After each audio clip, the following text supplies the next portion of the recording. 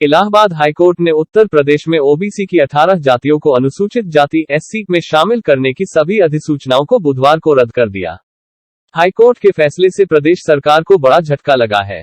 योगी सरकार ने वर्ष 2019 में एक, जबकि पूर्व की अखिलेश सरकार ने 2016 में इस संदर्भ में 2 अधिसूचनाएं जारी की थीं।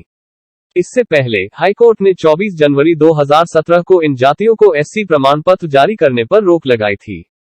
मुख्य न्यायाधीश राजेश बिंदल और जस्टिस जेजे मुनीर की पीठ ने यह फैसला गोरखपुर की संस्था डॉक्टर भीमराव अंबेडकर ग्रंथालय एवं जन कल्याण और अन्य जनहित याचिकाओं पर दिया है। पीठ ने कहा, संविधान में केंद्र व राज्य सरकारों को ये फैसला लेने का अधिकार नहीं दिया गया है। इससे पहले प्रदेश सरकार की ओर से पेश एडवोकेट जनरल अजय मिश्रा ने बुधवार को एफिडेविट दाखिल कर कहा कि सरकार के पास अधिसूचना बनाए रखने का संवैधानिक अधिकार नहीं है।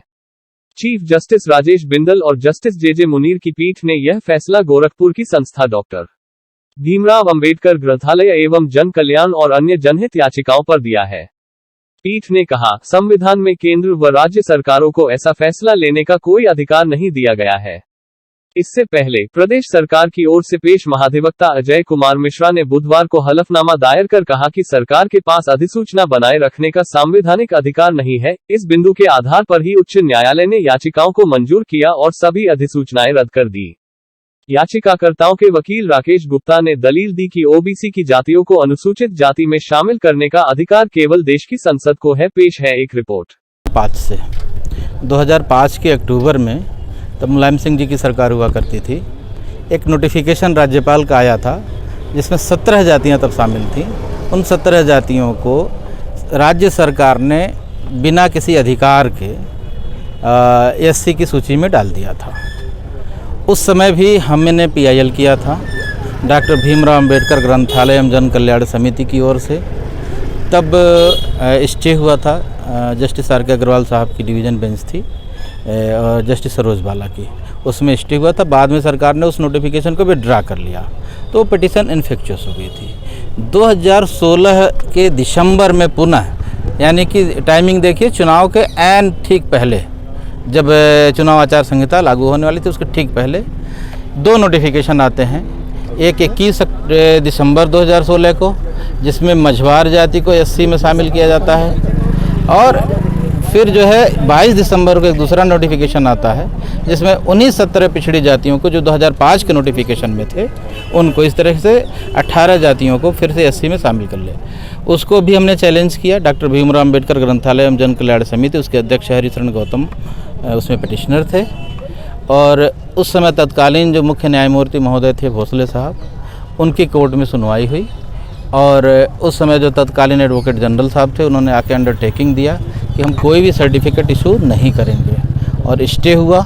वो स्टे चल रहा था, कंटिन्यूड था। बाद में केस एडमिट हो गया, लेकिन कोर्ट के आर्डर का गलत इंटरप्रिटेशन करते हुए 2019 में 24 जून सन 2019 को योगी सरकार की ओर से फिर से वही नोटिफिकेशन जारी कर दिया गया उन्हीं 18 जातियों के लिए। तो फिर से एक पिटीशन फाइल किया गया जिसमें न सिर्फ वो स्टे हुआ, बल्कि जिस प्रिंसिपल सेक्रेटरी ने आदेश जारी किया था उसका पर्सनल एफिडेविट कोर्ट ने मांगा कि आके बताइए कोर्ट में कि आखिर आपने ये नोटिफिकेशन किस अधिकार से जारी किया है।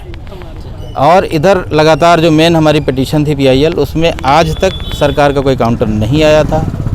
एडवोकेट जनरल साहब कई बार आ चुके थे एडजॉर्नमेंट लेने के लिए, आज भी कोई काउंटर नहीं था। लेकिन आज सरकार की ओर से एडवोकेट जनरल ने बयान दिया कि वो जो नोटिफिकेशन थे उसको बनाए रखने का हमारे पास कोई विधिक या संवैधानिक अधिकार नहीं है। तो आज हमारी पिटीशन लागू हो गई और सारे नोटिफिकेशन जो 2016 वाले थे, जो 2019 वाले थे, सबको कोर्ट ने क्वैश कर दिया। डिटेल में आ जाएगा तो बात समझ में आएगी। हाई कोर्ट ने ये ज़रूर कहा है, हमने उस केस को और भी कई पहलुओं से आर्गू किया है, तो उसको कंसीडर करेंगे उसमें, जिसमें ख़ास तौर से एक बात यह है कि अगर रिपीटेड और डेलिबरेट वायलेशन ऑफ कॉन्स्टिट्यूशन हो रहा है तो यह क्राइम अगेंस्ट द कॉन्स्टिट्यूशन है। तो उन व्यक्तियों को जो ऐसा कर रहे हैं, संविधान के प्रति अपराध कर रहे हैं, उनको दंडित करने के लिए भी एक बात कही गई है। आपने प्रेयर किया था कि अधिकार जो है नोटिफिकेशन या जातियों को कन्वर्ट करने का अधिकार को संस्था नहीं, जातियां कन्वर्ट नहीं होती हैं, जातियां किस सूची में जाएंगी